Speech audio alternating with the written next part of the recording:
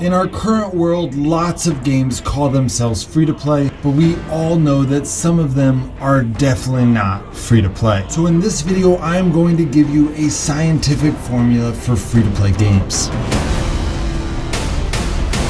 Not only am I going to give you guys a scientific formula for free-to-play games, but in the future I will be referencing this formula to list the games that meet this standard and those that do not. Now before I get into this formula, let me quickly talk about the spectrum of gaming business models. On one end of the spectrum we have paid-for games. This is the original gaming business model and it's pretty straightforward. You pay for a game and then the game is yours to play forever. And then on the other end of the spectrum we have what I have defined as a zero pay-to-win game. These games are completely free to play as much as you want and give no advantages to people spending money in the game, as they rely entirely on purchases of skins and other visual effects. The most famous examples of zero pay to win games are PUBG and Fortnite, but this business model is becoming more and more common among the biggest gaming companies because it attracts a much larger player base. In fact, this is currently the fastest growing game business model, as it has seen incredible success. If you guys have not seen my video on the 4 types of zero pay to win games, I strongly recommend checking it out. But in this video, we are talking about the middle section of the spectrum called free to play games. This business model allows anyone to download the game, but there are things that you can purchase in the game that speed up your progress. Now, technically, any game that follows this formula is considered a free to play game, but we as gamers know that depending on how a game developer implements this strategy makes a huge difference on whether or not it actually fits the description as free to play. So I've created a formula that divides this category into 3 parts: free to play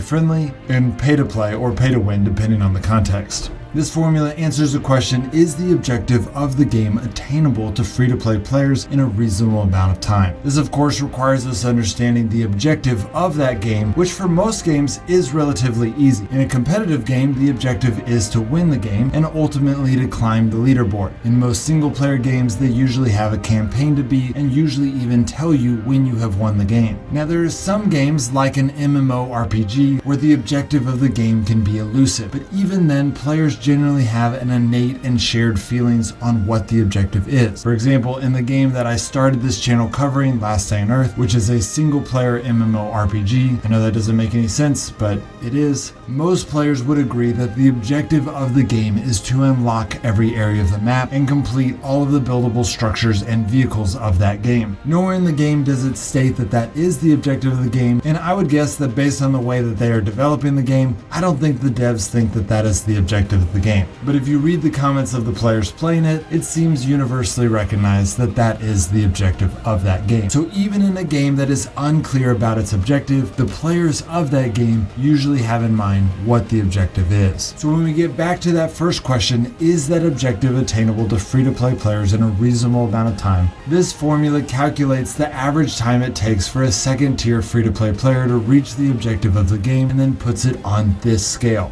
If reaching that goal takes over 6 months, then the game is categorized as pay to play or pay to win, depending on the context. If it is between 3 to 6 months, then it is categorized as free to play neutral, and then if it is less than 3 months, it is categorized as free to play friendly. Now, some of you might be wondering about games that add new content that you're playing. In this case, the timer can be reset up to 75% of the original value, but if those kinds of updates ever happen before that 6 months is over, then it is automatically moved to the pay-to-play category until free-to-play players are given a chance to catch up. Lastly, I will note that in games that have multiple classes or champions, and therefore multiple ways to compete at the highest level, I apply this formula to only 10% of those options. So for example, League of Legends would be considered a free-to-play friendly game in this formula because a tier 2 free-to-play player can easily unlock 10% of its champions within 3 months to compete at the highest level. In a similar vein, this would classify my new favorite game, Frostborn, barely in the free-to-play game category because it would take a tier 2 free-to-play player roughly 58 days to unlock the max level of 2 of its 15 classes. So that's the formula, and I know it seems too simple and many of you will have doubts about it, but I have tested this formula on over 40 games, and so far it is lined up with that game community's impression of that game every time. So even if you're skeptical, I would suggest just try using it before you start a game, ask the game community how long it takes a committed free-to-play player to be able to compete at the highest level or complete the objective of the game. And if it's more than 6 months, then you will know that I'm cautioning you against it.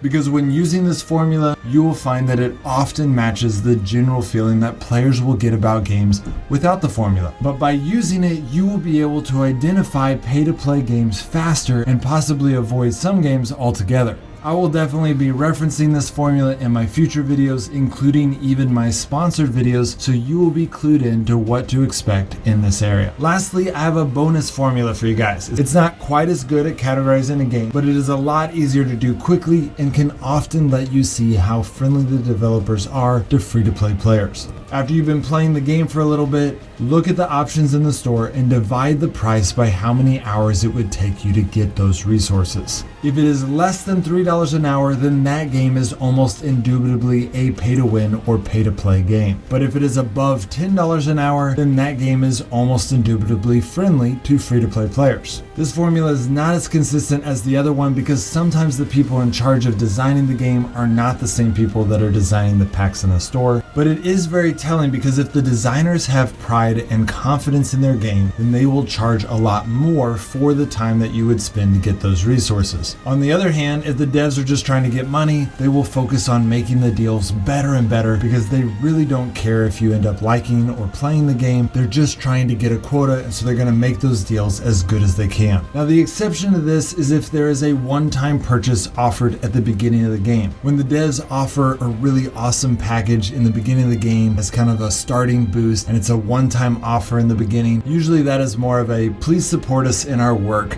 type of purchase. And I personally like to buy those packs because I want to support the games that I love. So you will often see those even in the games where the devs have a lot of pride in their game. Well, that's it guys. Hope that helps. I know these formulas seem simple, but they are really effective. So I hope you guys try them out.